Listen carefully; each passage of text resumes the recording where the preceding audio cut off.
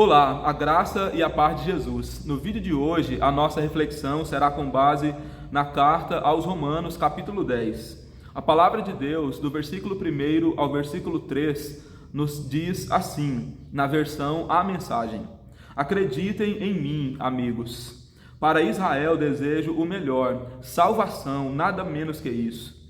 É o que desejo de todo o coração e em todo o tempo oro a Deus por isso. Sei que os judeus são muito dedicados a Deus, mas estão fazendo tudo ao contrário. Não parecem entender que esse acerto da condição humana, que é a salvação, é obra de Deus, muito bem sucedida. Eles montam suas lojas de salvação ao longo da rua e apregoam sua mercadoria. Após todos esses anos de recusa em se relacionar com Deus nos termos dele, insistindo em fazer a sua maneira, eles nada conseguiram como resultado. O apóstolo Paulo era cidadão judeu, o pai dele era judeu, a sua mãe era judia, eles eram da tribo de Benjamim, segundo o relato de Filipenses, o capítulo 3. Paulo se tornou conhecido na religião mais rigorosa e mais exigente do judaísmo, no caso, o farisaísmo. O apóstolo Paulo, no termo de performance da prática da lei, era irrepreensível. Ele nunca brincou com a religião. Ele sempre levou a sério a tentativa de se esforçar para agradar a Deus por meio das obras da lei. E aos olhos dos seres humanos, exteriormente, o apóstolo Paulo de fato era irrepreensível.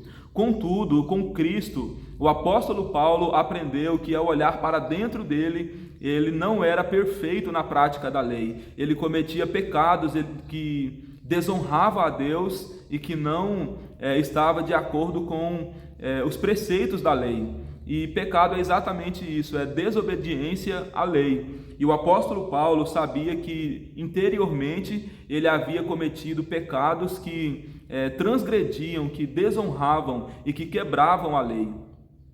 A lei, portanto, ela não lida apenas com exterioridade, ela lida também com o interior do ser humano. E quando nós olhamos para dentro de nós com toda sinceridade, nós reconhecemos a nossa incapacidade de guardar a lei. E o apóstolo Paulo, por meio de Jesus Cristo, ele chegou a essa compreensão, e era isso que ele tentava transmitir por meio de sua mensagem e por meio do seu estilo de vida. Era isso que ele tentava transmitir aos demais judeus, que para eles serem salvos, eles deveriam se sujeitarem aos critérios de Deus, ao invés de quererem estabelecer um critério para a salvação. Os judeus, eles queriam que Deus os salvasse por meio da prática da lei. E Deus, ele já havia decidido que para a salvação acontecer é por meio do seu único filho, do seu filho unigênito, no caso, o Senhor Jesus Cristo.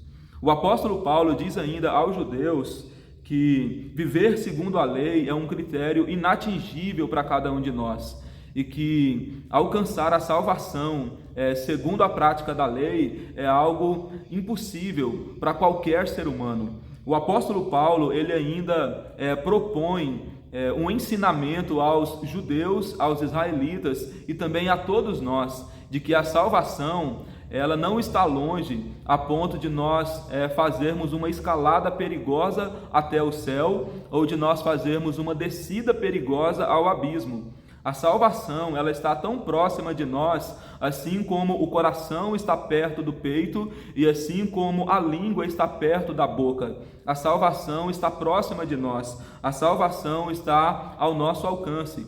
E a salvação ela não depende da nossa performance. A nossa salvação depende daquilo que Cristo fez por nós, conforme também o próprio apóstolo Paulo disse na carta aos Efésios, no capítulo 2, no versículo 8 e no versículo 9, que a fé, que a salvação é um dom de Deus, que não vem das obras, para que ninguém se glorie. Portanto, para nós recebermos a salvação, nós devemos depositar a nossa confiança no Senhor, entregar a nossa vida a Ele e o aceitá-lo como único e suficiente Salvador da nossa vida. Entender de uma vez por todas que o sacrifício de Jesus é suficientemente poderoso para nos salvar. Deus já solucionou o problema do pecado e da condenação por meio de Cristo, e Ele preparou tão grande salvação para nós. Basta a gente estender as nossas mãos vazias na direção de Deus para receber tão glorioso presente.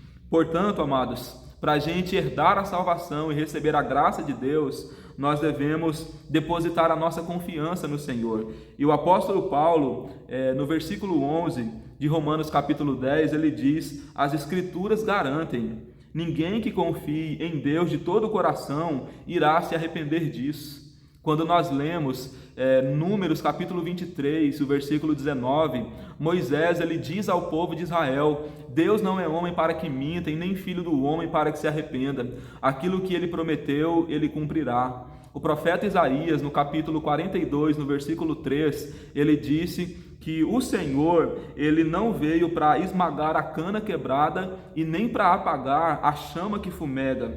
Com fidelidade ele fará justiça. Ou seja, se você já se sente quebrado, se você já se sente enfraquecido, o Senhor não veio para acabar com o pouco que resta de você.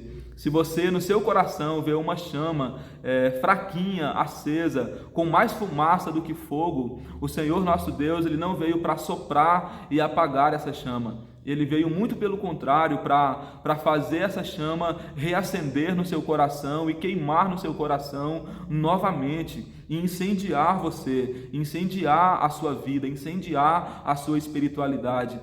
Tornar você alguém com uma espiritualidade acesa, com uma fé viva, com uma fé fumegante.